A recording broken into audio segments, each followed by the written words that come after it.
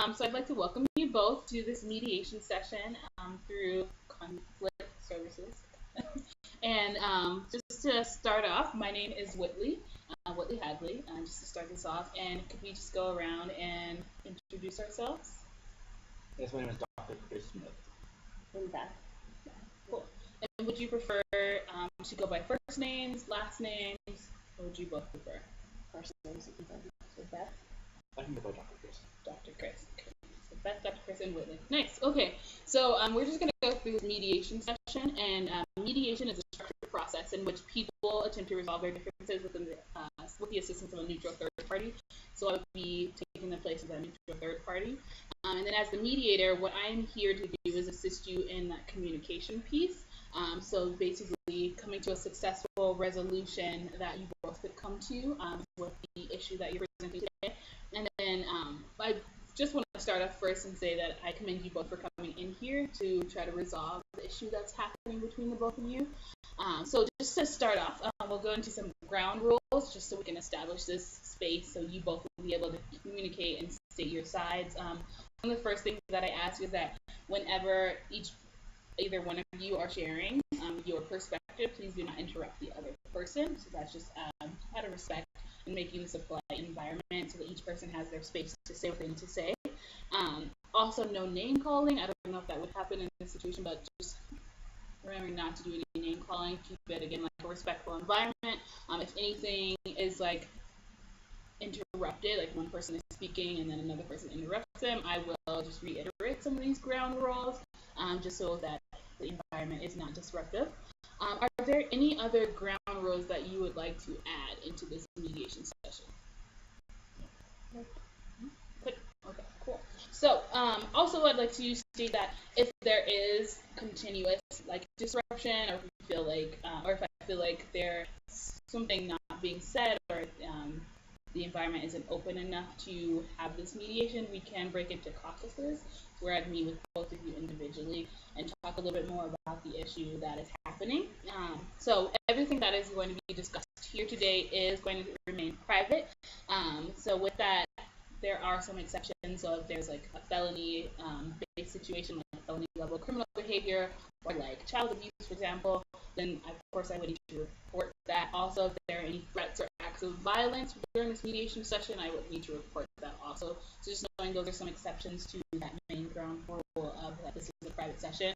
I will be taking some notes during this, but I will be destroying the notes afterwards. So if you do want to like check out what I'm writing, feel free to do that. Also, feel free to write your own notes during this session. So if you do feel like I'm compelled to say something while someone else is speaking, feel free to write that so that you can come back to that point. But otherwise, I'll be writing down some different things. I encourage you to take notes if you feel comfortable doing that. But before we continue, are there any time restrictions that we all need to be aware of? I teach the class in an hour and a half. All right, well, we will get started. And I believe, Beth, you were the first one. You were the one who requested this mediation session. So would you mind sharing your perspective first on what's going on? Yeah. So I scored according to the grading of 30% on my online test. And I think there's an error in that. One, I have never had to take an online test before, and my home computer didn't have the appropriate software. So when I took the test, something went wrong. I don't think all my answers were recorded appropriately. And normally I do know my weaknesses in studies, and I would assume that I got a 37% if I didn't study so hard for this exam. So I know at least I should have gotten at least a B. I definitely don't think that I got a 37%, so I want the professor to look more into that and see what's going on. Also, I'm a little frustrated with Dr. Chris because he doesn't seem to be very flexible. For example, I turned in a paper late by 5 minutes, which, yes, is late. I tried to email him and let him know my situation. I couldn't get there on time. But he did not really say anything, and then he gave me a late grade, which is, I think, unfair. I try to speak to Dr. Chris about these things, but he never seems to be available. Office hours are held during the class, and whenever I try to reach out, he never really talks. So I feel a little bit targeted. than that he's had it in for me. Sorry. So it seems like there are a few different things happening within this situation. From your perspective, Beth, one thing is that you're frustrated with the flexibility around turning in assignments. It also seems that there's a time piece in there also where you feel that maybe your time is not being valued, and when you are trying to come and meet with Dr. Smith or Dr. Chris, Dr. Smith. Dr. Chris, when you're trying to meet with Dr. Chris, and that you're definitely trying to take time out and be available, and that you definitely do value your academics, and knowing that when you study, that you're putting in some of that time. So I feel like those are some things that are coming up from your perspective. Is that correct, or am I missing anything? Okay. Dr. Chris, would you mind sharing your perspective? Yes, I think some of the stances I've been stated so far are slightly inappropriate. Because for one, I have 55 students in my class, and I believe in treating all my 55 students fairly. So if I make an exception for one student's late paper, then I have to make an exception for all 55 students. And it seems to me that a lot of Beth's work has actually been rushed. And I feel if she would have planned better, then she wouldn't have missed the bus in the first place, which would have led to her paper being 5 minutes late. Now, I do agree that there probably was a scoring error with the online test, but something that really annoyed me was that she keeps directly calling the department chair instead of coming and talking to me directly about it. And I'm also slightly irked by the fact that to address our concerns, we have to have the involvement of a third party instead of facing this one-on-one. And I do also think that Beth is busy gossiping a lot with her classmates, which explains why she has missed such crucial instructions about citing properly, as well as discussing like how to actually use the online testing machine. So I mean, and when it really comes down to it, it's not my fault that students are too lazy to come in and meet me during my office hours. I mean, those are stated in the syllabus at the beginning of the semester, and I mean, she didn't follow the instructions, and I can't be held accountable for students want to take shortcuts.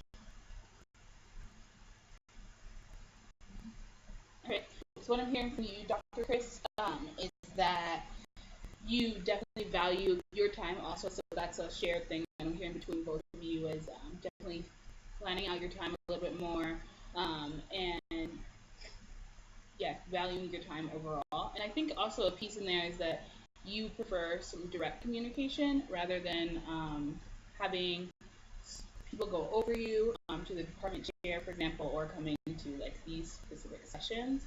So it seems like you prefer some of that direct communication, and that students are attentive when they are in your class because you are managing 55 other students. So again, going back to that time piece, being conscious of the time that you're investing in this. Does that sound about right? Or am I missing anything that you'd like to? Good. Okay. So as I stated, there was definitely that commonality of that time piece, and then I'm hearing there's also some frustration between from the both of you. So let's hit on this communication piece first. Do y'all mind starting there with communication? Sound good, Beth? Yeah. Okay. So Beth, you were saying with the communication, like you noted that you did turn in your assignment 5 minutes late, yet you had also communicated that with Dr. Chris. Yes. Yeah. And I just feel like if it's late, I understand. It's fine. 5 minutes is 10 minutes, but I think the biggest piece too is that he never acknowledged even when I communicated with him, or even emailed me back saying like I'm sorry, but I can't let you have this paper fully graded. There's a lack of communication piece of that and him getting back to me, and like I said, like my office hours are held during and out of class, so I'm not this with a class and try to meet him, and then I try to get him outside of that. I never get the answer. So there's a lack of communication flexibility there, I think. From the best of my understanding, the first time that I actually heard about this late paper being late was 5 minutes after the paper was due. beforehand. So as far as like planning goes, I don't really know why students are waiting to the last moment for turning papers. So I didn't email you at the last minute because I didn't plan that out. I emailed you at the last minute because I was trying to catch the bus and I didn't, so I was taking care of that. And we'll say that I didn't want to miss it, but I emailed you. I didn't try to email you afterwards because I forgot what was Lindsay, but there was that whole transition happening and I had to wait to email you any earlier. I didn't anticipate being late to class that day. What are the different forms of communication that are set up by you, Dr. Chris, in letting you know if there are students that are going to be doing assignments late, or if there are any problems with uploading information on the technology that you use?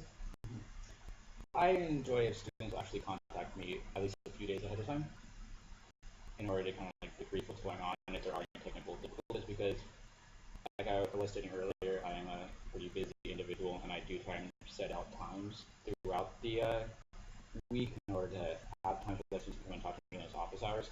If that isn't possible, then I don't know why students can't actually reach out to me ahead of time. Do you have specific forms of contact that you tell students to contact you by, like email or email or during office hours? Email or office hours. If you can't make your office hours and you don't answer the emails, then how am I supposed to get my concerns out there? Well, I mean, the thing is too is that email was at the paper already due, so I mean, really what kind of communication is at that point in time? I mean, if there would have been an email a couple days ahead of time, or even an hour or two ahead of time, then it might be more fruitful for me to send a response. I understand that, and sometimes emergencies happen, and sometimes, I missed the bus. I didn't know it was going to happen an hour or two ahead of time, and it was happening in the middle of it. So I'm hearing some different things here. You're stating some things about like emergencies, which definitely comes up for students within the classes, and then you're also stating some of that pre-communication and talking a little bit about some of the forms that you have made available for students to get in communication with you. So that's what I'm hearing a little bit more about. And what I'd like to know more is with these emergency situations. Is there anything in the syllabus around that? Well, I just don't really know if missing a bus is considered an emergency. I mean, within my definition of the word emergency, I wouldn't really assume missing a bus kind of falls within that.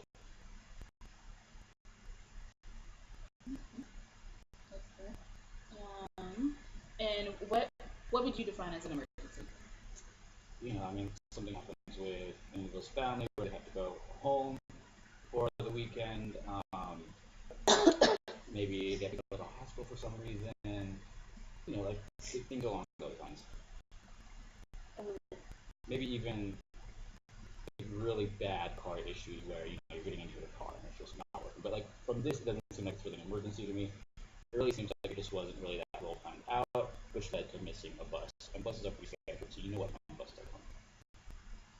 What is your perspective on this, Beth? I think that if I had missed the bus, just to miss the bus or wasn't paying attention, maybe, but I also know there are some things that I was doing beforehand. My parents told me some money for certain things, and I think that at that time I thought it was very important to get settled as well too. So I think I understand where you're coming from, and sometimes things happen that aren't major emergencies, but I need to get done, if that makes sense, and I missed the bus for that reason. And you didn't even ask or respond back to that email. I think that's the lack of empathy. And again, I understand it's late, it's fine, but I wish you had responded and we had time to talk about this. What are some ways that we could address this communication issue and making sure that both parties are on the same page and that Beth is reaching out to you, Dr. Chris, and Dr. Chris, that you are establishing this is the form of communication that you would like? So what are some ways that we could make that cohesive so that everyone is on the same page around it? What are some solutions that you could come up with for making that making communication more open about situations that might happen? Well, and part of it as well, I mean, talking to parents about wiring money, I still don't fully understand why that can be done earlier. even going past that point, I think the syllabus is pretty clearly outlined that these are when due dates are and whatnot. And even when I did receive the email, pretty much all the email said was, "Hey, professor, missed the bus. Actually, sorry, the email came out later. It said, "Hey, professor, missed the bus. Here's my paper." So I don't even know. What do you respond to that?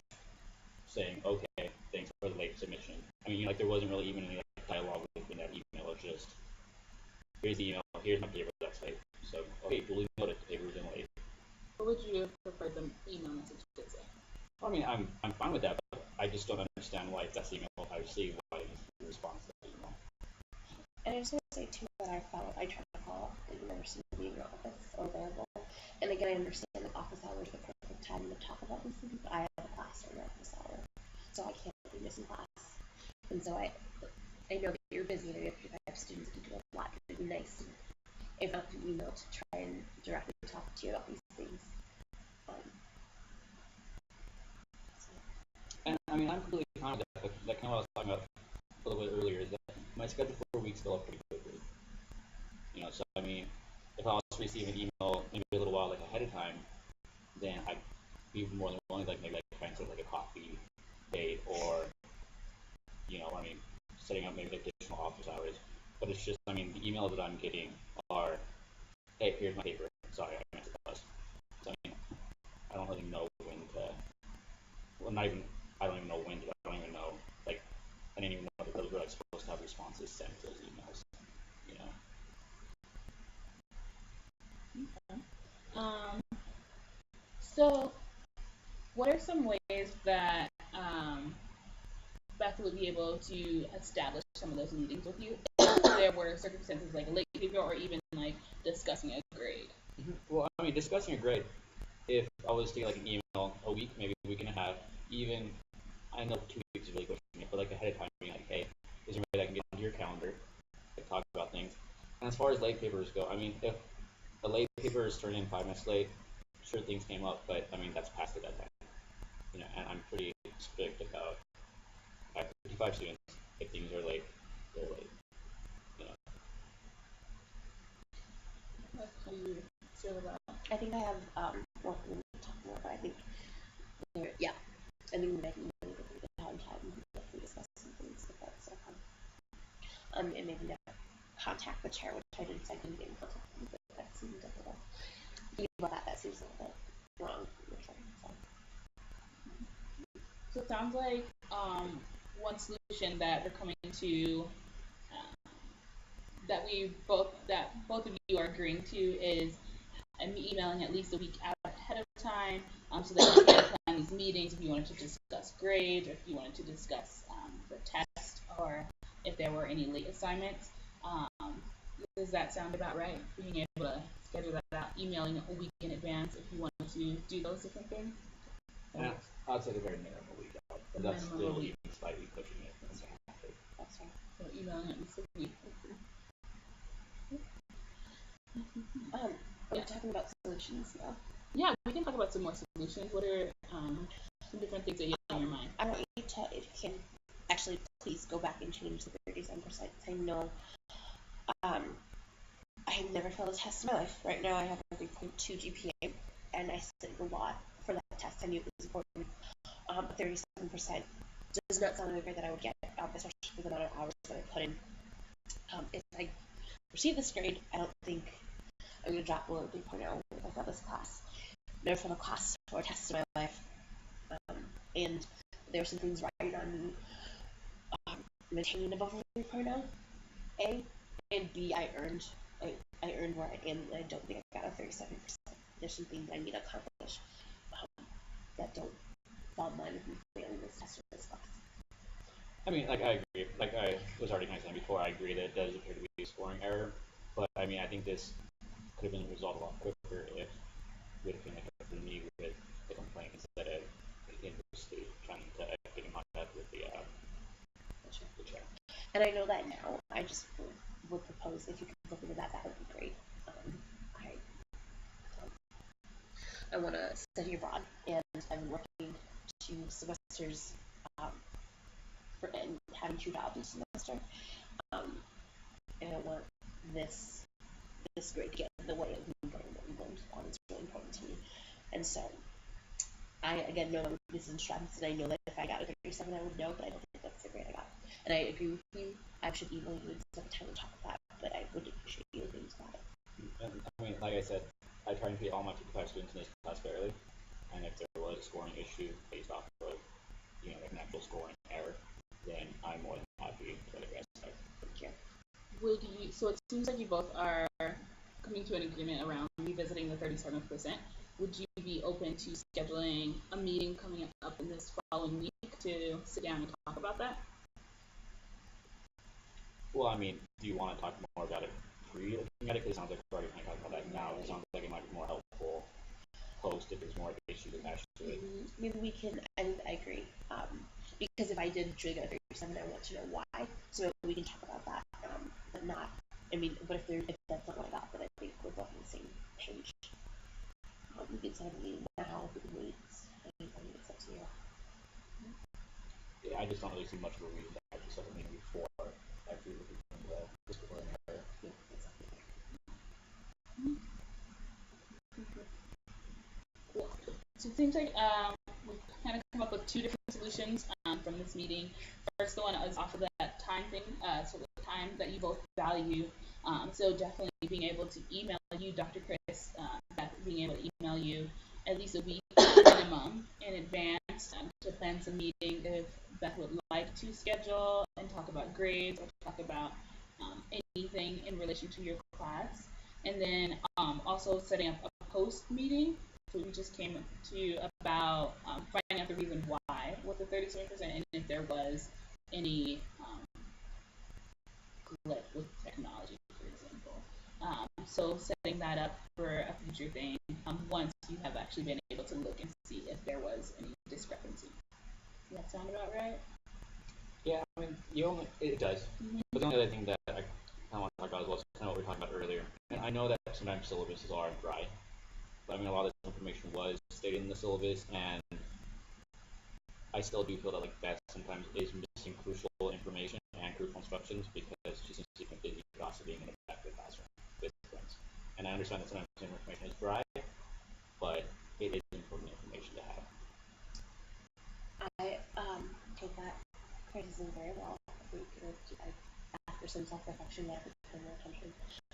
But it is pretty dry information. Is there a way that you could make it more available or accessible? I mean, the class can really be the class it is. And I understand that the syllabus is dry, but, you can have to work with the syllabus. I mean, if I just gave each student the syllabus saying read the syllabus, I don't really know how many would actually take it home and go over it. Yeah, I think it's a problem. Yeah. Would there be a way to incorporate that also within the meetings that you could schedule so that with emailing a week ahead, if there was information that you felt maybe you missed because maybe it was information that you missed, being able to schedule that within maybe some of those meetings and going over some of that information, would you be open to doing that, Dr. Chris? I mean, I think so, but I don't even think it needs to get that point. Email is completely fine too. If there's that, if there's actual questions in the email, then I'm more than happy to. Would you be open to emailing any additional questions to Dr. Chris? Yeah, I'll make it more cool and have some questions. And with that, with emailing, what time frame would you like to put on that, Dr. Chris, in emailing that back information? You mean after I receive the email, how does it take me to respond to the email? Yes. I mean, in the syllabus it says at a max of 48 hours, so 2 days, but it usually takes me, just depending on when in the business day, it's kind of sad because I go home at 5. I'd say usually don't take more than 24 hours for me to get back. But I put that 48 hours just for this. Yeah, that's 4 hours.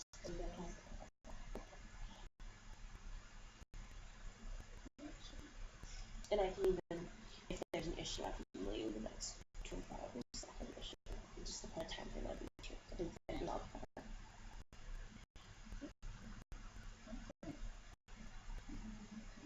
It seems like we came up with 3 main solutions to kind of hit on some of the issues that were presented from both sides today. So it seems like the first one, just going back and revisiting them, emailing emailing at least a week in advance to plan meetings if there was any discrepancy with grades or anything in relation to class. Being able to revisit the 37% and find out the reason why, and if there are any further issues that you need to address. So coming up within this next week, if you need to do that, once it has been revisited. And then a final one is if there are any additional questions. So like from lecture where it feels like maybe there is a lack of attention in there, that Beth will be able to email you those questions and get an answer within 48 hours. Does those sound like some good solutions that we could come to an agreement about doing from both sides? Are there any other issues that maybe we have not visited that you would both like to bring out in the space? No. Okay. Okay. So what we'll do next is just write up these solutions on this contract and get that signed. And then if you do have any further questions that come up, or if there are any things like maybe an email didn't get answered within the 48 hours, or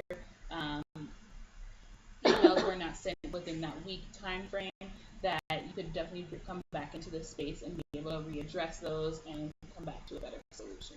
Does that sound good? That sound all right with both of you? All right, so we will move on to the contract.